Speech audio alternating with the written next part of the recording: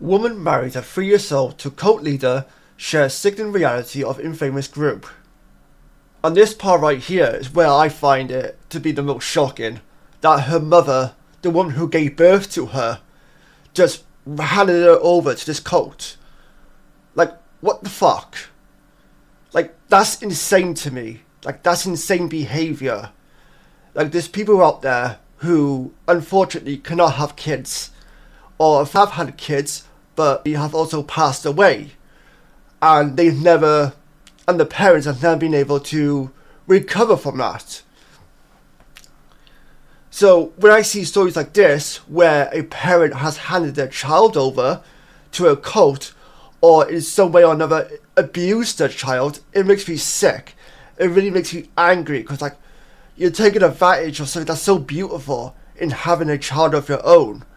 Sure, it's not for everybody, granted, but then that's why we don't have kids. And this is a clear example of somebody who should not have had kids in the first place. That being this woman's mother. A woman was forced to marry a 68-year-old cult leader when she was just 3. Oh, Jesus. And has shared some more sickening details on the infamous group. Cults have become increasingly prevalent across America, in particular with a One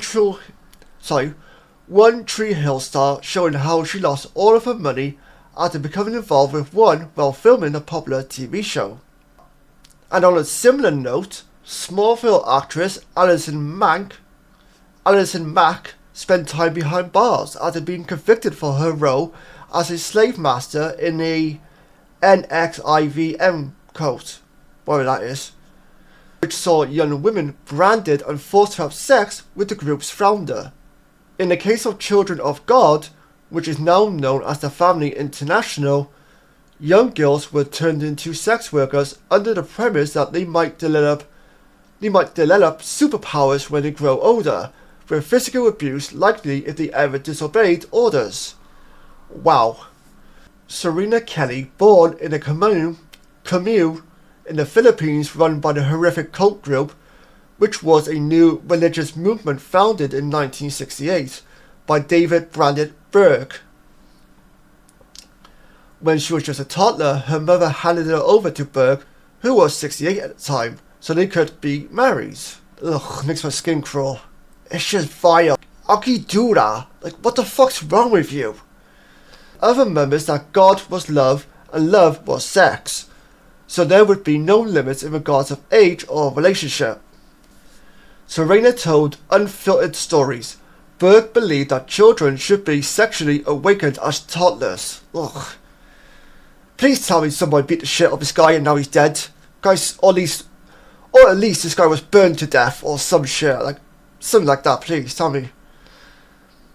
I was actually given to Burke by my mum to be married. He gave me a ring. We had a whole ceremony and everything.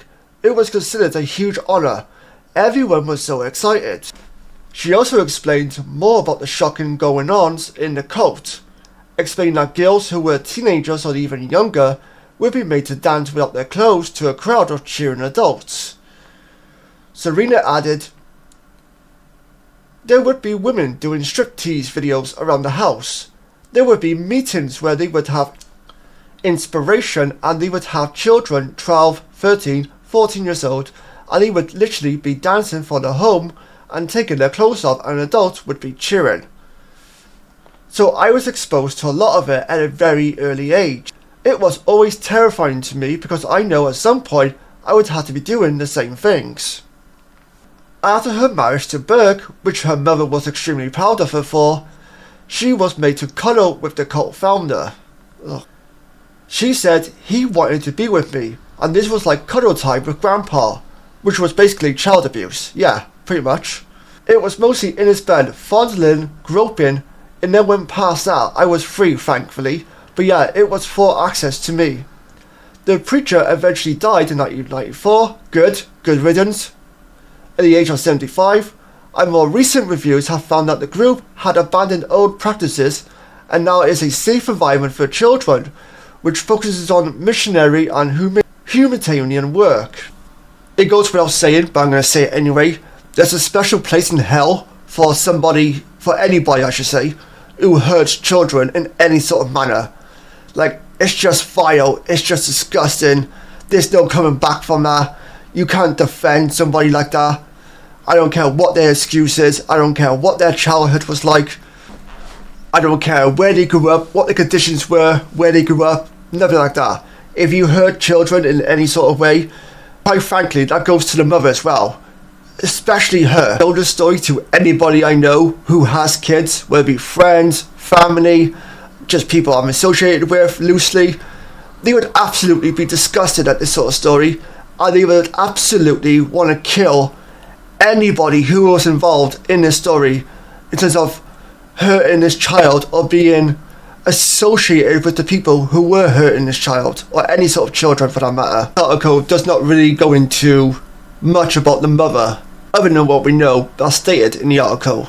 Maybe there isn't much to really know about the mother in terms of how she got involved in this cult, what her mindset was as to sending her daughter off to marry this 68-year-old, or whatever he was at the time. What the mother and daughter's relationship is like today, if there is a relationship, or even if the mother is still around in terms of being alive. I'm definitely going to check out the Unfiltered Stories YouTube channel and see if I come across this interview. I'm very curious to listen to it. But with that being said, please let me know your feelings down below on what you think of this story. Imagine there being anyone out there who's clicked on this video and doesn't feel the same way I feel, because there is no defending this type of shit. It's creepy, it's sickening, it's twisted. You know, whatever word you can throw out, this type of shit should not exist anywhere in the world. I don't care what religious group you are, I don't care what you believe in, I don't care what your country's beliefs are, or any of that shit. This sort of shit should not happen at all, in my opinion. But like I said, please let me know your feelings down below. Until next time, take care, stay safe, I'll see you guys next time, bye bye for now.